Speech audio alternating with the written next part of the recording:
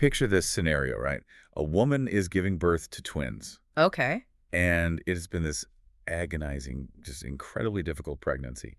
Finally, the first baby comes out. But right behind him, and this is wild, the second baby is literally reaching out and grasping his older brother's heel. Oh, wow. Yeah, he's trying to physically pull him back so he can get out first. I mean, from his very first breath in the world, before he can even open his eyes, he is a fighter. Just instantly striving. Exactly. He is a manipulator. He is a taker. And his name is Jacob. But incredibly, this ruthless con artist is the exact person God chooses to carry the promise of saving the world. I mean, it sounds like the inciting incident of a crime thriller, rather than a foundational religious text. Right. The level of dysfunction established in that single frantic moment of birth, it basically sets the trajectory for an entire lifetime of conflict. We are dealing with a man who simply cannot stop scheming. And that tension is exactly why we are here.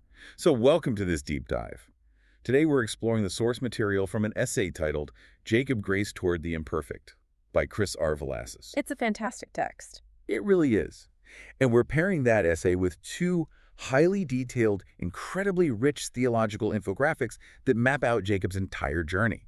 So our mission today is to examine one of history's most unsettling, yet strangely hopeful figures. Definitely unsettling. Yeah, because when we talk about Jacob, we're not talking about some shining model of integrity. We're looking at a guy who is grasping, calculating, and deeply flawed. Completely self-reliant. Exactly. Ambitious, deceptive, all of it. And yet, he becomes the primary carrier of a divine promise. Okay, let's unpack this. Because the core thesis we are looking at today is completely counterintuitive to how human beings usually think about worthiness and reward, right? Oh, absolutely. Like, God does not merely bless the morally polished. He meets broken people, he confronts them in their deceit, he systematically breaks their self-reliance, and then he remakes them. And the overarching theological framework established by the sources right away is that Jacob's life is basically a masterclass in the slow, gritty, highly realistic process of sanctification. And for anyone listening who might not be familiar with that term, sanctification in this context just means, well, the lifelong process of being fundamentally changed and made holy. Right. And the key word there is process. Process, not instant. Exactly. Transformation is not an instant erasure of brokenness. The sources frame this as the patient conquest of grace over the human heart. It does not happen overnight. It takes decades. Decades. It unfolds through intense family conflict, literal exile, back-breaking labor, bitter disappointment, and really painful discipline. But before we judge Jacob's actions, there is plenty to judge, obviously. The text insists we have to look at the world he was born into. The context is crucial. Right. A world where a massive cosmic promise already existed. We actually need to rewind to the Abrahamic covenant in Genesis chapter 12. God made this sweeping promise to Abraham land, offspring, blessing, and the very specific guarantee that in Abraham's family line, all the nations of the earth would be blessed. It wasn't just some localized tribal promise. Exactly. It was global. And Isaac, Jacob's father, is the miracle son. He is the direct heir to that covenant promise. But the crisis begins with Isaac's wife, Rebekah. Right. She experiences years of agonizing barrenness. And when she finally conceives, her womb becomes a literal site of conflict. Just wrestling from the start. Yeah, the struggle is so violent that she actually inquires of God about what is happening inside her body. And this leads to the oracle given to her in Genesis 25:23 before her twin boys are even born. Right. The oracle states, 2 nations are in your womb. The one shall be stronger than the other. The older shall serve the younger. Which is huge. It's massive. I want to pause on that phrase, the older shall serve the younger. In the context of the ancient Near East, that is a social earthquake. Totally upends everything. Right. The cultural weight of the firstborn was absolute back then. The eldest son received the double portion of the inheritance, the leadership of the clan, and the spiritual authority. So to have a prophecy casually state that the social order will be entirely inverted, it goes against every cultural norm, every legal precedent of the time. What's fascinating here is what theologians call the scandal of antecedent grace. Antecedent just meaning coming before. Right? Exactly. Let's break that down. The divine purpose, God's election of Jacob, is announced before either twin has taken a breath, let alone done anything good or evil. Divine grace precedes reform. Before he even has a chance to mess up. Right. And the source text emphasizes that this sequence completely protects the idea of salvation from merit theology. Which is basically the idea that you have to earn it. Exactly. If you aren't in a seminary, merit theology is essentially the deeply human idea that we have to earn our keep with God. It's the belief that if you perform well, if you follow the rules, act morally, then God will reward you. Transactional. Yeah, completely. Yep. But by choosing Jacob in the womb, God is destroying that concept. God does not wait for Jacob to be worthy. He doesn't look into the future and see a good guy. No, he doesn't look down the corridor of time and say, oh, I see that Jacob will eventually become a highly moral, upstanding citizen, therefore I will pick him. The choice is made while Jacob is still entirely unformed. His moral character hasn't even entered the equation. Okay, I'm stuck on something here, though. I mean, I understand the concept of unconditional love, but I have to push back on behalf of anyone listening who values justice. Sure. If God already chose Jacob, regardless of his actions, doesn't that just provide a blank check for bad behavior? It sounds like it. Right. If the promise is guaranteed before he even does anything, why does Jacob's character even matter? Yeah. Why shouldn't he just lie, cheat, and manipulate his way to the top if he's already the golden boy? It really feels like the text is setting up a scenario where morality is irrelevant. Well, that tension is exactly what the source text anticipates and addresses. The essay clarifies a really vital distinction here. God's election overrules sin, but it does not excuse it. Overrules but doesn't excuse. Exactly. God's promise is not fragile. It isn't going to shatter into pieces just because Jacob proves to be a liar. The covenant is secure because it depends on God's character, not Jacob's. That makes sense. However, and this is a big however, the text makes it painfully clear that human choices still carry deep, devastating consequences. Jacob's deceit is treated as real, destructive sin. He doesn't just get away with it. Not at all. The Lord's sovereign choice stands above Jacob's flaws, but Jacob is going to spend the next several decades eating the bitter fruit of his own manipulative ways. He doesn't get a free pass on suffering just because he holds the promise. Overruling the sin without excusing it. That completely shifts the perspective. The consequences remain. And this matters deeply for you listening to this deep dive right now. Oh, absolutely. Your ultimate value, your core purpose, isn't based on your ability to maintain a perfectly spotless, morally polished resume. You don't have to be flawless for grace to find you. But the way you choose to live your life, the way you treat people, the habits of control you refuse to let go of, those things shape the physical and emotional reality you have to walk through every single day. They really do. Jacob has this incredible world-altering promise hovering over his life from the womb, but he refuses to trust the process. He tries to force the outcome. Because he operates from a place of profound anxiety and control, we see this embedded in the literal meaning of his name. Jacob translates to supplanter or heel grasper. Which we saw right at birth. Exactly. In Genesis 25, he emerges physically grasping his twin brother Esau's heel. And in the ancient world, names were not just aesthetic labels. They signaled character and destiny. He's who he is. Right. He is defined from day one as the one who seeks advantage, the one who pulls others down to elevate himself. He takes, by cunning, what he lacks, the physical strength to secure in a fair fight. He is the ultimate opportunist. And the text outlines two massive, incredibly dysfunctional family conflicts that prove this. First, there's the infamous birthright incident.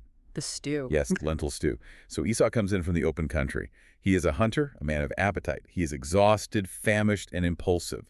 He smells the red lentil stew that Jacob is cooking. And Esau, who notoriously despises his own birthright, says he's about to die of hunger and demands the stew. Just zero impulse control. None. And Jacob could have just given his brother a bowl of food. That's what a normal sibling would do. Instead, Jacob calculates. He sees an opening. He literally weaponizes his brother's biological vulnerability and demands the birthright in exchange for a single meal. And the essay really explores the moral complexity of this moment, because Esau is heavily indicted by the text for severely undervaluing his covenant inheritance. Trading it for soup.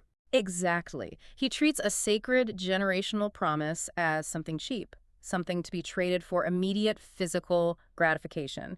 But Jacob's opportunism is predatory. It's so manipulative. Yeah, he clearly values the spiritual inheritance, which is a good thing, but his methodology is entirely corrupt. He maneuvers. He exploits a moment of weakness. He relies entirely on his own cunning to secure something that God had already declared would be his anyway. And then we reach the climax of this dysfunction in Genesis 27 with the outright theft of the patriarchal blessing. This is where it gets really bad. So Isaac is old. His eyes are failing him. He is completely blind. and he decides he wants to pass the ultimate irreversible family blessing onto his favorite son, Esau. But Rebecca overhears. Right. Rebecca, who favors Jacob and has harbored that divine oracle in her heart for decades, overhears this. She immediately helps Jacob orchestrate an elaborate multi-sensory deception. Which is just wild to read. It is. And Jacob protests initially, but not out of moral outrage, just out of fear of getting caught. Once Rebecca takes responsibility for any potential curse, Jacob leans all the way in. He commits to the bit. He really does.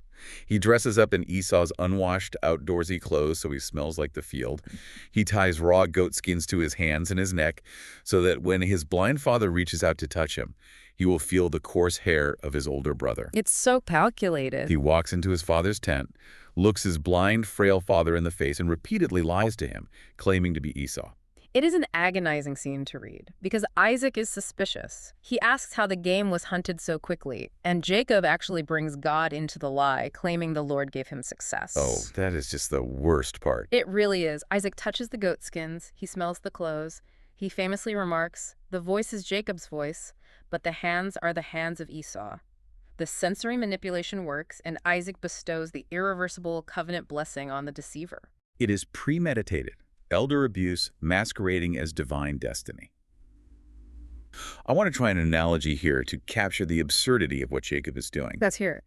It's like a ruthless corporate climber who uses illegal wiretaps, insider information, and deliberate sabotage to destroy a colleague's career just to steal a massive executive promotion. Okay, I track with it. But the tragic irony is, the CEO of the company had already secretly earmarked that exact promotion for him years ago. Wow, yeah. The espionage was completely unnecessary. It was driven by a fearful obsession with control. He had the promise, but he couldn't handle the vulnerability of waiting for the CEO to deliver it. That is a great analogy. I'd actually push that analogy one step further to capture the mechanism of what happens next. Okay, go for it. It's like stealing that promotion, but the twist is the CEO's punishment isn't to immediately fire you. Instead, the punishment is to approve the promotion, but transfer you to a foreign branch of the company where every single manager is infinitely more ruthless and toxic than you are. Oh, wow. Welcome to Haran. Exactly. You have to survive in that environment for 20 years until you finally realize how destructive your own ambition really was. God doesn't revoke the blessing from Jacob, but he refuses to let Jacob enjoy it in his current moral state. That perfectly sets up the infographics provided in our sources, specifically the section labeled Common Misunderstandings. There is a glaring neon sign warning to the reader. Do not romanticize Jacob's sin.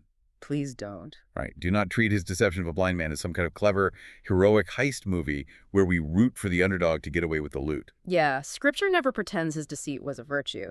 Treating Jacob as a clever hero is a complete misreading of the text. The sources emphasize the immense tragedy of this family dynamic. It's so sad, really. It is. We are looking at a household suffocating under the weight of spiritual and literal blindness. We see extreme parental favoritism pitting brothers against each other. We see a wife manipulating her husband and the son exploiting his father. The fallout is huge. The immediate result of this heist is that Jacob acquires the legal right to the promise, but he has completely failed to become the kind of person the promise requires. His character is fundamentally at odds with the God of the covenant he just inherited. He secured the blessing, but the fallout is catastrophic. His home becomes a war zone. Esau realizes what has happened, lets out a visceral, bitter cry, and immediately plots to murder Jacob the moment their father dies. Just waiting for the funeral. Exactly.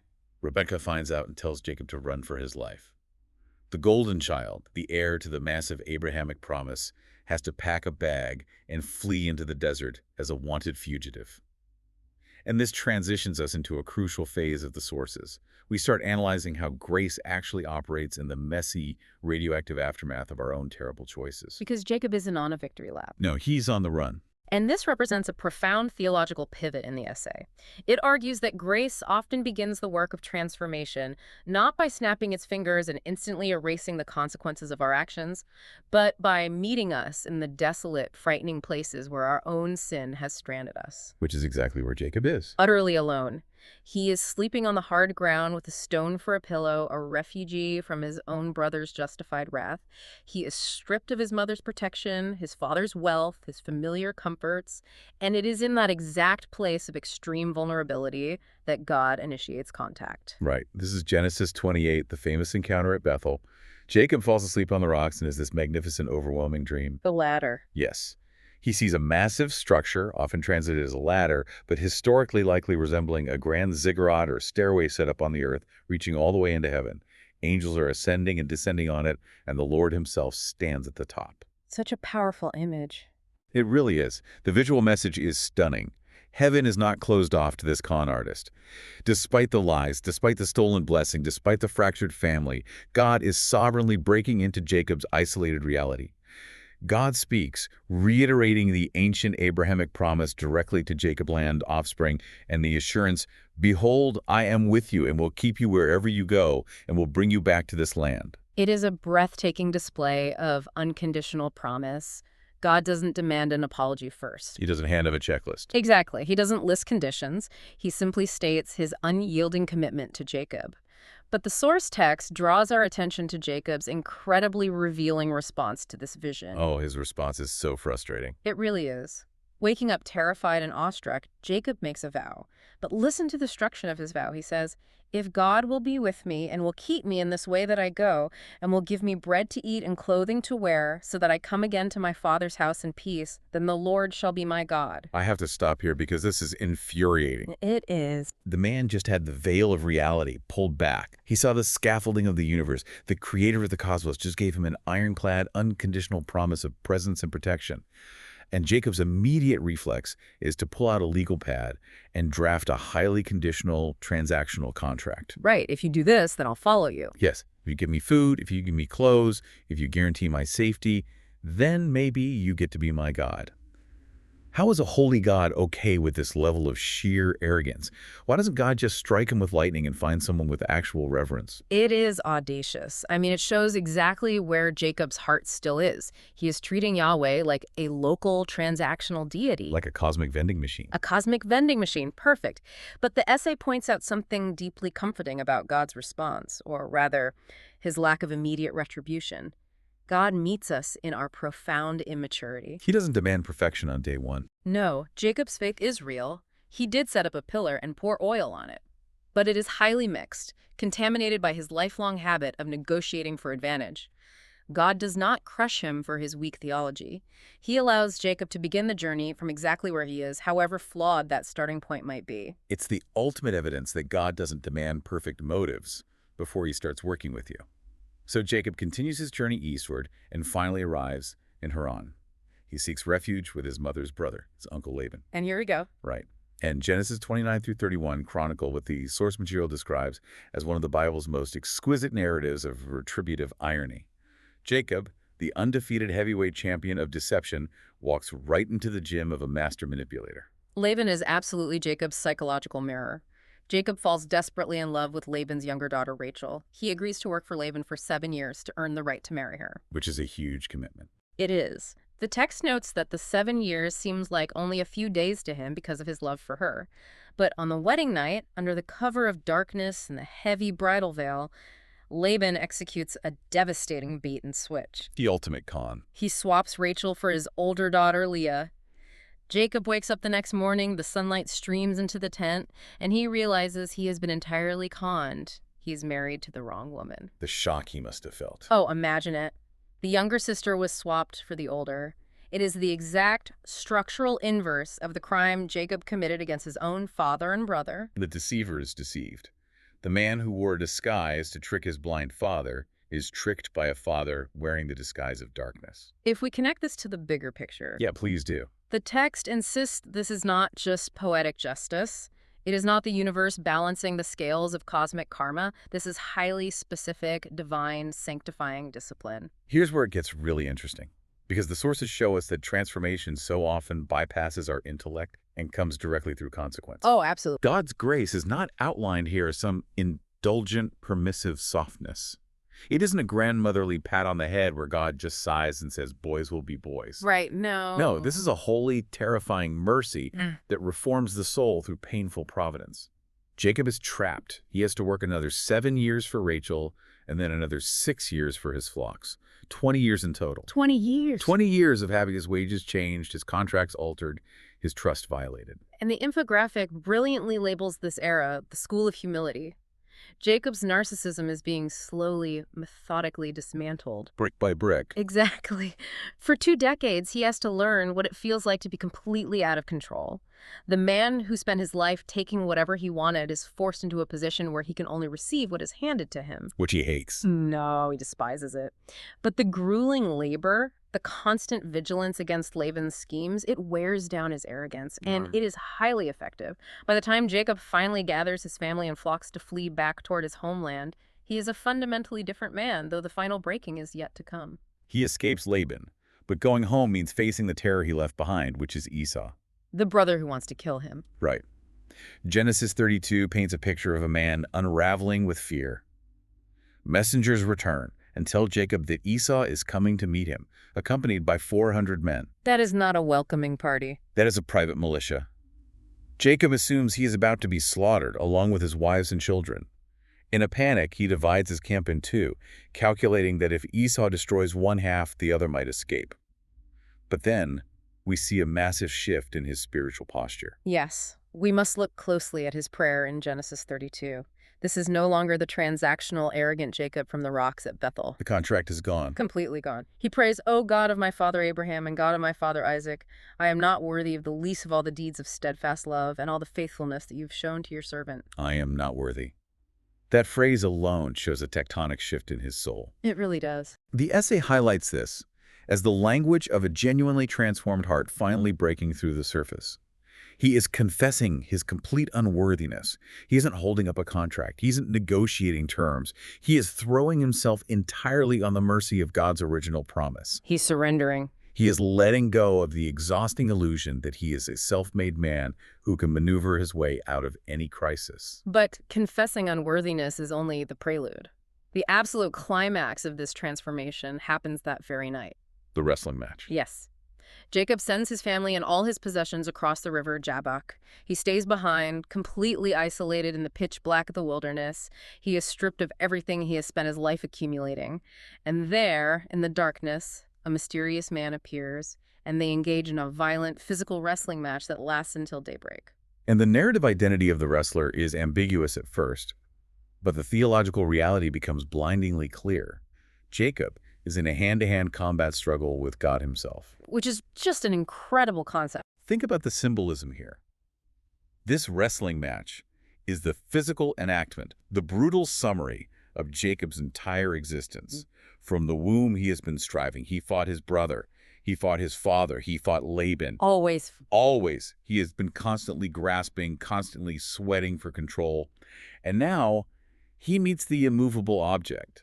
He meets the God against whom all human striving is ultimately laughably futile. And they fight through the night. The physicality of it is striking. Jacob is tenacious. He refuses to yield. Finally, seeing that Jacob will not be easily subdued, the divine wrestler touches Jacob's hip socket. Just touch. Just a touch. But the acetabulum, the ball and socket joint that bears the entire weight of the human body, is instantly dislocated. Ouch. The physiological reality of this in the ancient world is devastating. Jacob is crippled.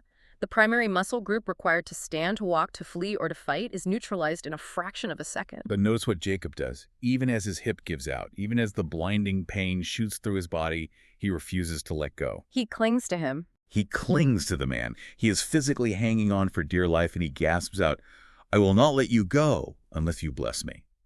It is the supreme irony of his entire life. Jacob is aggressively demanding a blessing while physically immobilized. He can no longer stand on his own 2 feet. This raises an important question, one that the essay spends significant time unpacking. What does it mean that a loving God wounds in order to heal? Right. The text introduces the profound concept of medicinal wounding. Think of it like a surgeon. A surgeon cuts you open, not to murder you, but to remove a tumor that is killing you. It hurts, but it saves your life. Exactly. The wound is traumatic, but the intention is salvation. God touches Jacob's hip specifically to break the physical mechanism of his self-reliance. The proud, capable, endlessly resourceful struggler is turned into a dependent, limping man. God breaks his physical ability to stand on his own in order to create the space for true spiritual dependence. It violently strips away the deeply ingrained illusion that a divine blessing can be seized by human force. When your hip is out of its socket, you can't seize anything. You can't outrun Esau. You can't outwrestle God. You can only hang on and receive whatever is graciously given to you. That's the only option left. And it is only in that moment of absolute weakness, of total physical surrender, that the true blessing finally comes. The wrestler asks for his name. Jacob has to confess his identity. Jacob, the supplanter, the deceiver. He has to own it. He does. And God responds by giving him a new identity. Your name shall no longer be called Jacob, but Israel, for you have striven with God and with men and have prevailed. Identity is reconstituted by God. That is a foundational principle we must extract from the sources. Human beings are not ultimately defined by their history of deception, the wreckage of their past mistakes, or their endless, exhausting striving for approval. We get a new name. Yes, Jacob is no longer defined by his grasping. He is marked by this divine encounter. His new name, Israel, signifies his new reality. God's naming is infinitely stronger than our history. I want to take a moment and connect this directly to you, the listener. Think about the landscape of your own life. Have you ever experienced what the text calls medicinal wounds? Those painful, necessary breaks. Yeah. Has there ever been a catastrophic failure, a massive career disappointment, a broken relationship, or a forced period of complete powerlessness that felt utterly devastating at the time? The kind of thing that left you feeling like you couldn't stand on your own 2 feet. We've all been there. But looking back with years of hindsight, you realize it was the exact thing that shattered your toxic illusion of control. Was that painful dislocation the very mechanism that brought you to a place of true peace, humility, and dependence? It usually is. Because that is the enduring story of Jacob. He leaves the river Jabbok as the sun rises. He has a new name, a new identity, but he also leaves with a permanent physical limp. And the limp is not a punishment. It is an integral part of the blessing. It is a daily physical reminder of his dependence. A limp of grace. Exactly.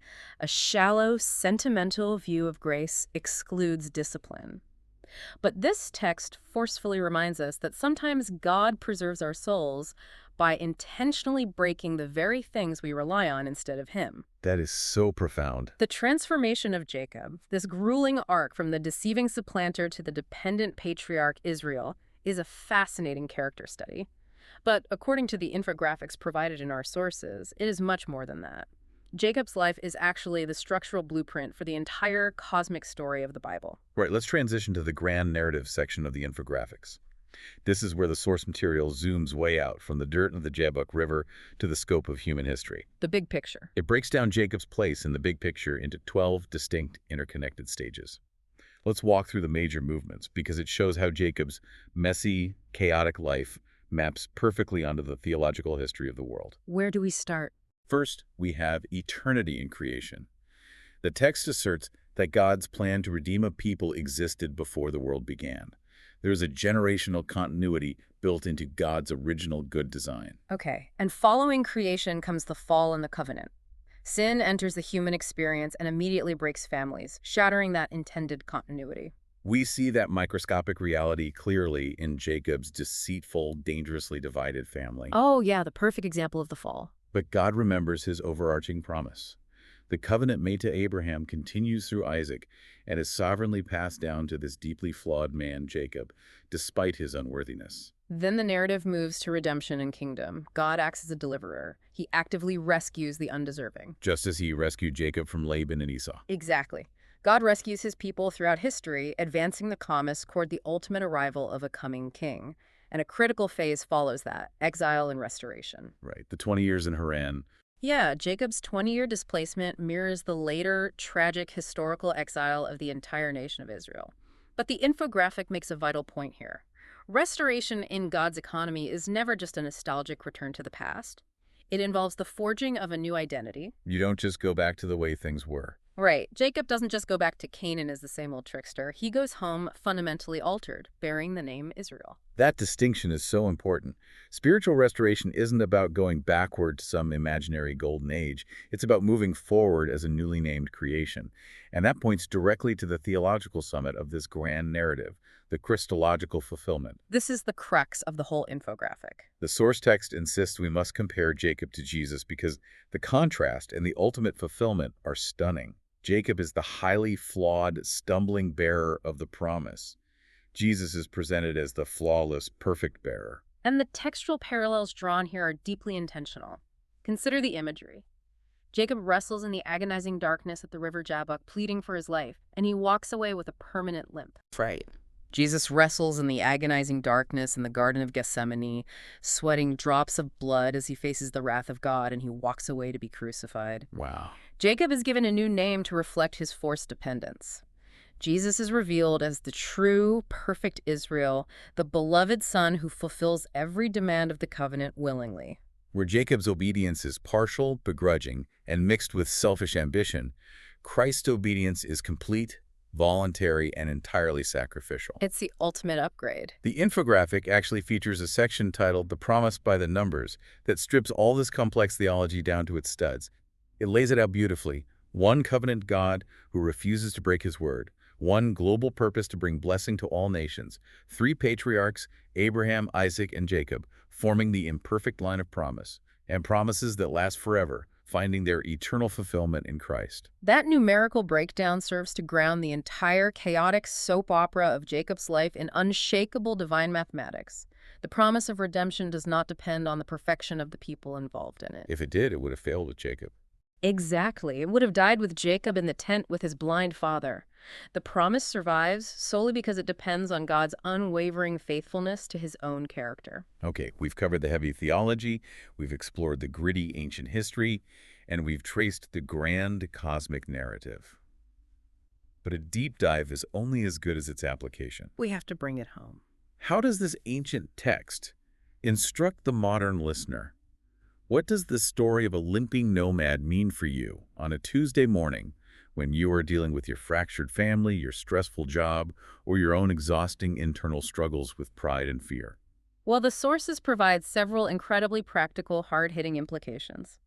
Let's begin with what the essay explicitly titles, For the Disqualified. I love that title. It's great. This is written for anyone listening who feels too inconsistent, too broken, or too deeply compromised by their past for God to ever use them. Jacob's life loudly and definitively declares that if you feel disqualified by your own moral inconsistency, God's grace is stronger than your track record. Which doesn't mean your sin doesn't matter. Right, no. The message is not that your sin doesn't matter. We spent a long time discussing the immense pain Jacob's lies caused. The message is that God does not abandon his people when they are slow to grow, when their motives are embarrassingly mixed, or when they are paralyzed by fear. What about the implications for parents and leaders? Because the text points out that Jacob's family structure was, to put it mildly, a complete disaster. An absolute mess. It was riddled with partiality, emotional manipulation, bitter rivalry, and deceit. It is a deeply broken organizational structure. But God worked his eternal purposes through it anyway. Which is such a relief. Yeah, if you're leading a family, trying to run a business, or managing an organization that feels painfully flawed, this should give you immense hope. You don't have to quit just because it's messy. Lead with patience. Stick with it. The text suggests that faithfulness over the long haul, limping along in the right direction, is infinitely more valuable to God than demanding instant, flawless speed from the people around you. God is in the business of redeeming broken structures. And there are also profound implications for how we process personal faith during seasons of intense suffering. Think about Jacob's timeline. He spent 20 excruciating years waiting in Haran, constantly being cheated by Laban. 20 years of waiting. When God's promises seem endlessly delayed in your own life, you are called to trust the God who specializes in bringing life to impossible, stagnant situations. And crucially, when God initiates that wrestling match, when he asks for painful surrender, when he touches your hip socket and demands that you finally let go of your desperate need for control, he is not destroying you. It feels like destruction, though. It feels like destruction, but he is not destroying what he is actively preserving. He wounds to heal. The limp is the evidence of your preservation. The final practical point in the sources focuses on mission and the nature of churches. The Abrahamic covenant was never just about making Jacob wealthy or comfortable. It always possessed a centrifugal force, pointing outward to bless all nations. It's always about outward movement. Discipleship across generations matters immensely. The faith must be passed on, and the reality is it will always be passed on by imperfect people to other imperfect people. That is the defining characteristic of the community of faith. The church is not, and has never been, a museum designed to showcase perfect, unblemished people. So what does this all mean? If we synthesize all these theological threads, historical events, and practical applications, the core message is this. The church, your local community of believers, is completely full of Jacobs. So many Jacobs. If you look around, you are looking at a gathering of imperfect, mixed motive, sometimes deeply fearful people who are desperately, clumsily held together by grace. We are not a society of the perfected. We are a communion of the transformed. And often, if we are being honest, we are a communion of the currently transforming. It is an incredibly liberating truth to absorb. It entirely removes the exhausting burden of pretending that we have it all together. You don't have to hide your limp. Exactly. You don't have to hide your limp. But simultaneously, it provides the fierce hope that we won't stay forever stuck in our current dysfunction. The process is slow, the discipline is real, but the grace is relentless. We are allowed to be works in progress because the artist who started the work is entirely faithful to finish it. We have covered massive territory today. We traced Jacob all the way from the darkness of the womb, where the cosmic promise was spoken over him before he had done a single thing to earn it. What a journey. We watched in frustration as he operated as the grasping supplanter, ruthlessly stealing birthrights and manipulating blind fathers out of a fearful obsession with control. We followed him into the harsh reality of exile, where the master deceiver was systematically deceived by Laban in a 20-year, agonizing school of humility. And then the river. And we stood in the dirt with him at the river Jabbok, where the endlessly striding man was finally broken, given a permanent physical limp, and renamed Israel-dependent, humbled, and preserved by a holy God. God does not wait for perfect people to bless.